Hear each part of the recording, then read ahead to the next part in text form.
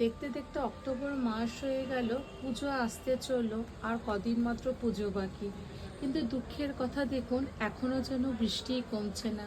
দেখতেই পাচ্ছেন বন্ধুরা, আজ অক্টোবরে 3 তারিখ হয়ে গেল, অথচ এখনো কেমন মেঘ কালো হয়ে বৃষ্টি হচ্ছে। অতিরিক্ত বৃষ্টি হওয়াতে গাছগুলো কিন্তু অনেকটা আমার ক্ষতিও হয়ে যাচ্ছে।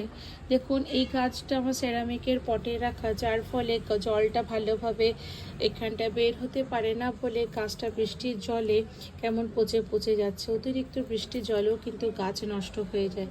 বাকি গাছগুলো দেখুন, সেরামিকের পটে আছে বা প্লাস্টিক টবে আছে, মোটামুটি ঠিক রাখা যাচ্ছে, কিন্তু বৃষ্টির জলে দেখুন এগুলো কেমন পচে পচে আছে।